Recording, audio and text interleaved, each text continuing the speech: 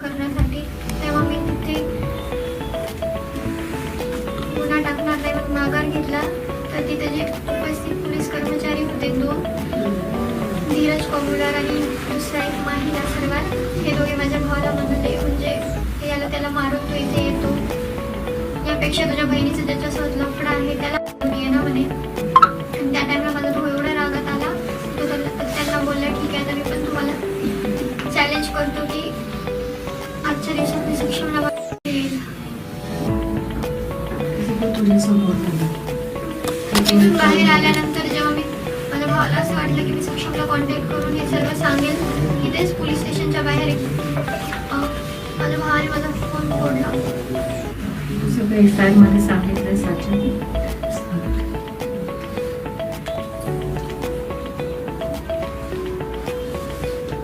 ते गैरफायदा घेतात. तो काय बोलला, मी 2 महिन्यात मी सुटून येईल आणि सक्षमच्या पुढं फॅमिलीला संपवून टाकेल. इव्हन तू जर मदत आली तर मी त्यांना पण संपवेल. आणि पोलीस स्टेशन मधून आम्हाला हिला अशा धमकी, आम्हाला तेव्हा बॉडी यायची होती ना, त्या टायमाला काय केले, मला हिला एकटीला नेत होते. व्हॅन आली, 20-25 अधिकारी ते पोलीसवाले आले, हिला एकटीला न्यायला आले. मी जबरदस्ती केली आणि त्याच्या मावशीने जबरदस्ती केली, आम्ही सोबतच जाणार म्हणे. ती मुलगी आमच्या भरोश्यावर आम्ही नाही जाऊ देणार. आम्ही दोघी तिघी म्हणून मदत घुसलो आणि ऑटोत घुसलो. आम्ही येणारच सोबत. ते काय बोलले, मॅजिस्ट्रेट पुढे बयान द्यायचंय. आणि ती आम्ही आपल्या थोडंसं पुढे गेलो का लगेच मॅमने कॉल केला, पोलीस मॅमने कॉल केला, बोले सर कुठं आणायचं त्यांना. तर त्याने तिथं हे काय केले, त्यांनी काय बोलले की पोलीस स्टेशनला घेऊन या. मी म्हणलं मॅम तुम्ही आम्हाला बोलले की मॅजिस्ट्रेटकडे नाही.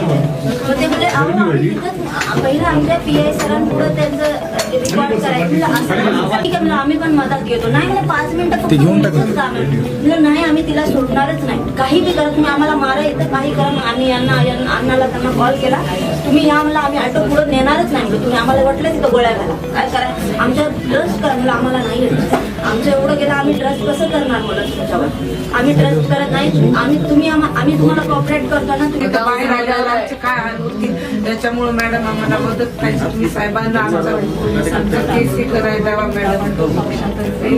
आणि त्यांच्याही सगळ्यांच्या सह्या घेऊन अशा धमक्या दिलेल्या आहेत. त्यामुळे सक्षमच्या कुटुंबाला आणि आजच्या पोलीस संरक्षण मिळालं, त्यामुळे पहिली मागणी. आणि एक आम्हाला न्याय मिटवू हवा. शकतात, एव्हिडन्स मिटवू शकतात, तर तेवढं बोला तुम्ही शांतपणे केस कोणी पुढे नाही. सरांनी साहेबांनी वेळेला वेगवेगळ्या वकिलांना तुम्ही इन्व्हॉल्व केलं तर त्याच्यामध्ये गुन्हा येईल. आम्ही त्यामुळे कुटुंबाचा निर्णय आहे काय करायचं त्याचा, ते शांतपणे विचार करून घ्या. कारण तुम्ही जितकी लोक इन्व्हॉल्व कराल ना, तितके त्यांना पाठी फुटत राहतात. वेगवेगळे प्रत्येकाचं पुढे नेण्याची स्टाईल वेगळी असते, वकिली दृष्टिकोन वेगळा असू शकतो. काहीही तुम्ही कोणालाही वकील म्हणून कोणाची मदत घेण्याचा निर्णय घेतला तरी ती तुम्हाला बाळासाहेबांच्या वतीने आणि वंचित बहुजन आघाडीच्या वतीने सांगते की तुमच्या पाठीशी आम्ही सगळे कायम आहोत. साहेबांनी टाकलं आमचं खूप कौतुक खास भेटायला कारण एवढं प्रसंगात जाऊन इतक्या ठामपणाने उभं राहणं आपल्या प्रेमासाठी, आपल्या निर्णयासाठी खूप सोपं नाही. म्हणजे खूपशा केसेस घडले, ते मुली बोलत नाही म्हणून घडले, पण ती जी जिद्द दाखवली असते ती महत्वाच्या कागदापर्यंत कोणी नाही दाखवली नाही. आता तुम्हीच आमच्या आम्हाला विमेत देऊ शकता, दुसरं कोण देणार आपल्याला सांगणार ना. बाळासाहेब आमच्या दोघांच्याही वतीने की आजच्या पुढे जे काही शिकायचं असेल, जे काही करायचं असेल, तिच्या शिक्षणाची सगळी जबाबदारी आम्ही उचलतोय. मी बोलले ना, आम्ही आजवरच बोलले तिला की तुम्हाला माहिती आहे तुम्ही आता ती तुमची मुलगी आहे, त्यामुळे आपल्या मुलीच्या पाठीमागे जसं तुम्ही ठामपणाने उभं राहाल तसं आजच्या पाठीमागे उभं राहाल की आमची खाते. म्हणून मी तुम्हाला ऍश्युरन्स देते की कुठेही तिच्या शिक्षणामध्ये काहीही खोड आम्ही बरोबर आपण करू. आणि तिच्या झाले तर काही केले तर लेकराला 18 वर्षाची पूर्ण झाली ना, ती तिचा निर्णय घेऊ शकते ना तिला कुठे शिकायचंय. पण तिच्या भावातून आले तर आम्हाला असं वाटत असेल की तिला नांदेड बाहेर शिकायचंय तर आपण त्याची पण व्यवस्था करू. मेन म्हणजे ते आरोपी नाही बाहेर आले तर सर्व फी मॅडम, ती जर बाहेर आली आरोपी बाहेर न येणं हे आपण थांबवू शकत नाही आता. कारण तो एक नाबालिक आहे म्हटल्यानंतर त्याच्या बाबतीतलं झुकतं माप त्याच्यामध्ये थोडं नसतं. आपण आपल्या बाजूने प्रशासनावरती पूर्ण दडपण उभं करण्याचा प्रयत्न करायचा. आपण तोच लढा सोपा नाहीये, तुम्हालाही कळतंय. सोमनाथ सूर्यवंशीच्या वेळात पोलीस आपल्या म्हणजे FIR नोंदवण्यासाठी आपल्याला सुप्रीम कोर्टापर्यंत जावं लागलं. त्या सोप्या मुलांनी त्यामुळे एका बाजूला पोलीस प्रोटेक्शन मागणं हे तर आपण करणार. ते तर करू, पण आम्ही पण विनंती करू शांतपणे राहा. आम्ही सपोर्ट करू. आपला समाज आहे ना, आपण बाळासाहेबांनी बोलले दिला तर आपण हे करणारच ना. सक्षमला न्याय देण्यातलं पहिलं पाऊल तर आजच्या खूप दाट झाले आणि तू चुकटलंय, उचललंयस. तुझं ते 2 व्हिडिओ काढले नसतेस ना, तर आज सक्षमला न्याय मिळणं खूप कठीण होतं. तू अख्ख्या कुटुंबाला सोडून त्याला न्याय मिळण्यासाठी जे पाऊल उचललंयस, तर अख्खा समाज तर तुझ्या बरोबर राहीलच. त्याची त्याला आंतरजातीय मैत्रीची आणि एकमेकांची असलेल्या बांधिलकीची खूप मोठी पार्श्वभूमी आहे. सक्षमची असलेली मैत्री तोडावी याच्यासाठी आचलवरती पुन्हा पुन्हा तिच्या कुटुंबाकडनं तडफडं आणली जात होती. हे आचलनी 2 व्हिडिओ रिलीज करून त्याच्यामध्ये सांगितलेलं आहे.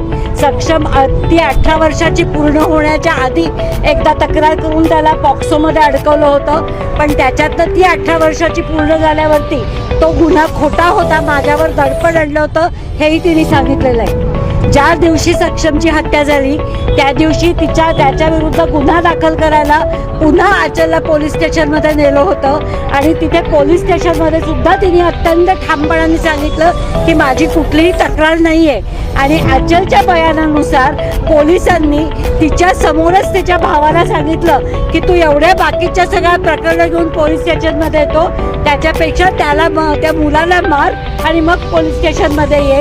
या सगळ्या गोष्टी आचलने तिच्या व्हिडिओमध्ये सांगितलेल्या आहेत.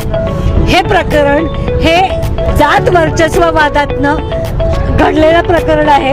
पण दुर्दैवाची गोष्ट अशी आहे की असे प्रसंग जेव्हा घडतात तेव्हा कित्येक वेळेला त्या मुलाची पार्श्वभूमी ही गुन्हेगारी प्रवृत्तीची होती याचा जास्ती बाऊ केला जातो आणि त्याच्यामुळे घडलेल्या गुन्ह्याचं एक क्षुल्लकीकरण करणं याचा एक जो जाणीवपूर्वक पोलिसांकडनं प्रयत्न केला जातो तो होऊ नाही आणि त्याच्यात सक्षमला न्याय मिळाला पाहिजे.